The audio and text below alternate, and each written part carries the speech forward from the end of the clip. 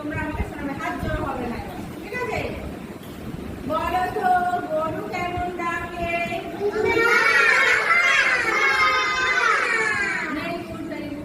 বলো তো কুকুর কেমন ডাকে?